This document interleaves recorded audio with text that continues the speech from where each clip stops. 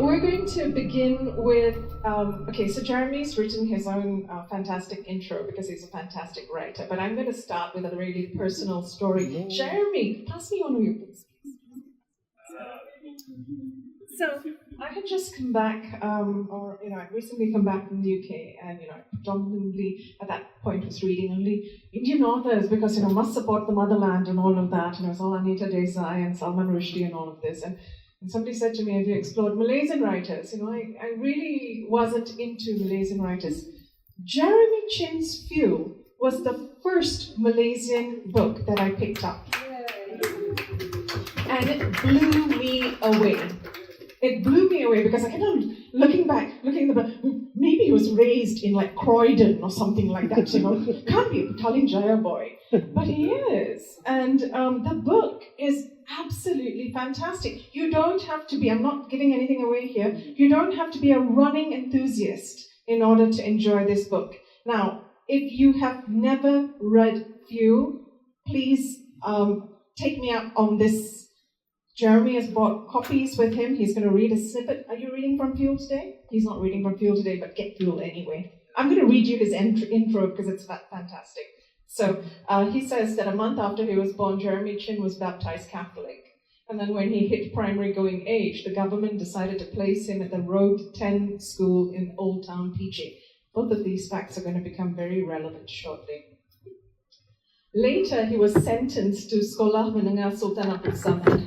And if you are a PJ person, you will know that going to Sultan Abdul Samad is a sentence. Eventually, he received a BJ from the University of Missouri, Columbia, and then moved to San Diego so that he could work as a graphic designer, a telemarketer, and a computer tutor for seniors simultaneously. Now, BJ, just to be clear, in case Special Branch is in attendance, is Bachelor of Journalism. Get your minds out of the gutter, it is the holy month.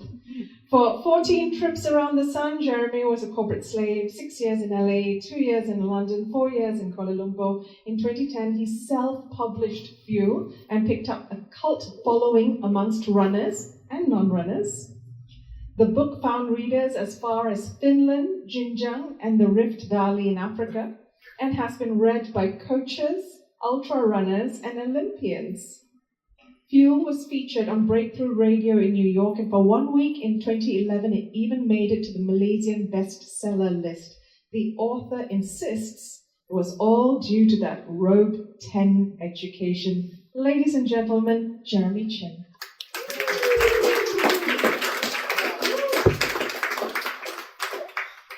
10 minutes starts now. 10 minutes starts now. Yeah. Not a pressure. First reader. Better to get it over with. Okay, I'd actually like to dedicate my reading this afternoon to one of our own who's no longer here with us, Peter Brown. I've told some of you here many times that Peter was the finest reader to have ever performed here at Readings. When Peter was up here, he was not Peter.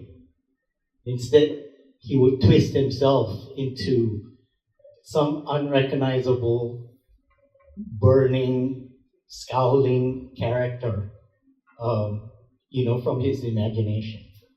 So the bit I will be reading today is a very small slice from the body of work that I've been working on the last 10 years.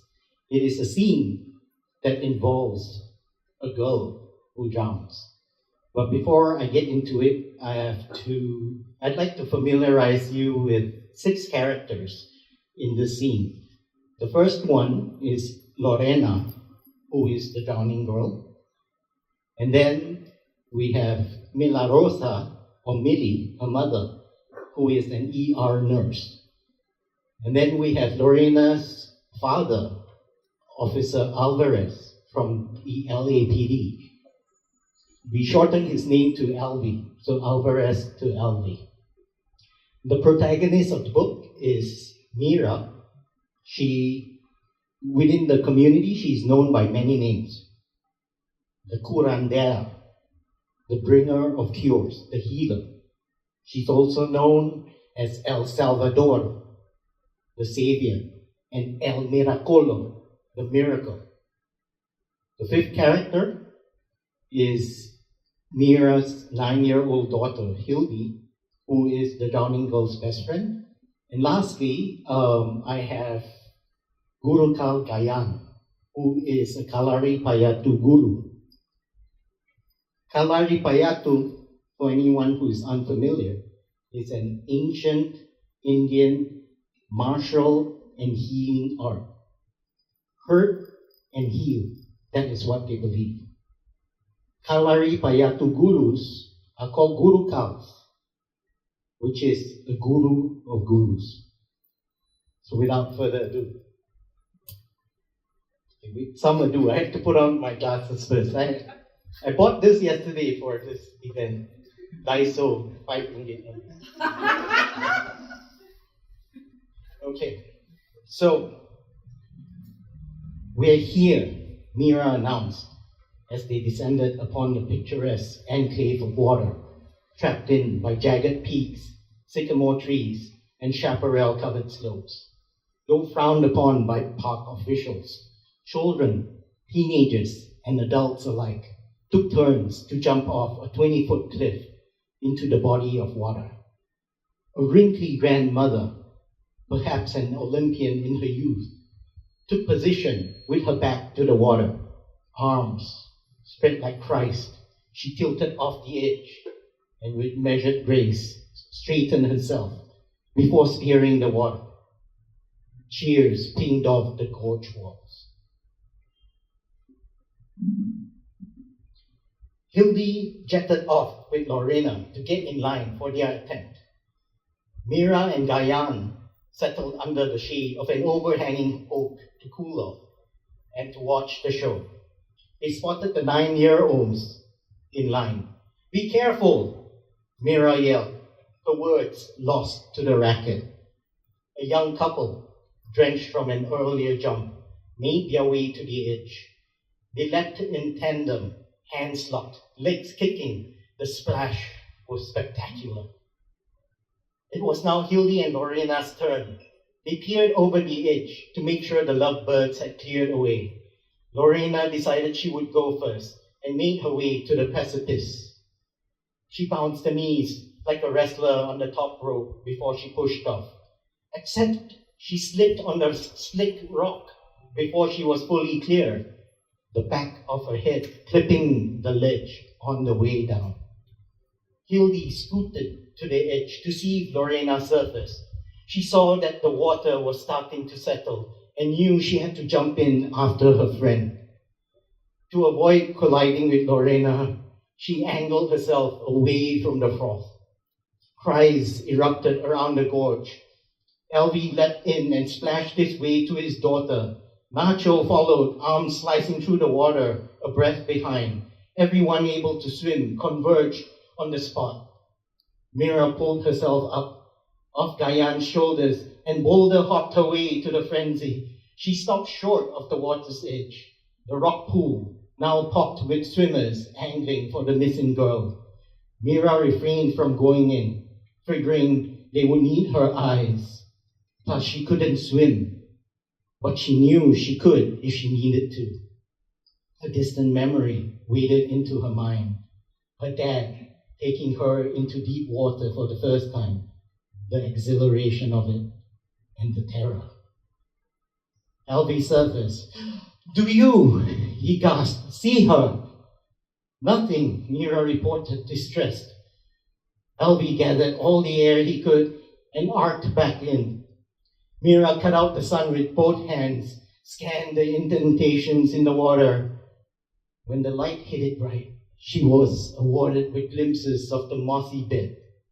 And then she saw it, over by an enclave that had trapped the sun, a spot of color, undulating like an oil stain. It was there, and it was gone. It could have been something, or it could have been her eyes playing tricks. She could not be certain, but it was all she had. Hildy popped up, sucking in air loudly and using her hand to pull water off her face. Mira called out to her. She looked all over like a confused periscope. She managed to track her mother down. "Go to where I throw this stick," Mira yelled. She measured her strength and spun its sidearm. The branch boomeranged through the air and stuck on the water, precisely where she had intended. Hildy flashed her thumb and reached the spot in 5 crawls. She claimed some air and was gone. Mira stopped scanning the grid. Her hopes sunk into that one spot. Every second was 10 while she waited for Hildy to surface. To ready herself, she retrieved from her brain all the water rescue procedures she had either watched on TV or been taught. She clamped up when she recalled how lifeguards were sometimes instructed to knock struggling drowned victims unconscious so they didn't drag you down in their panic. Hildy was in danger and she had to go in. Just as she pulled off her shoes, Hildy punched through the surface, wheezing for air in her struggle to keep Lorena's head above the green. "Over there!" Mira screamed. "Get over there!" A voice rising over the clamor. Every of the swimmers rushed in to assist. Mira ran to the water's edge to claim her daughter. Elvie came ashore soon after, Lorena drooping from his arms like a mop of kelp. Millie was there to receive her. They laid Lorena on the ground and started administering CPR. Mira pulled Hildy close, and they watched nervously. Millie and Elvie, owing to their professions, had CPR training. Mira stayed glued to their technique. Textbook. Elvie knelt next to his daughter, hands overlapped and fingers interlaced, the heel of his hand achieving the recommended 2-inch compression depth.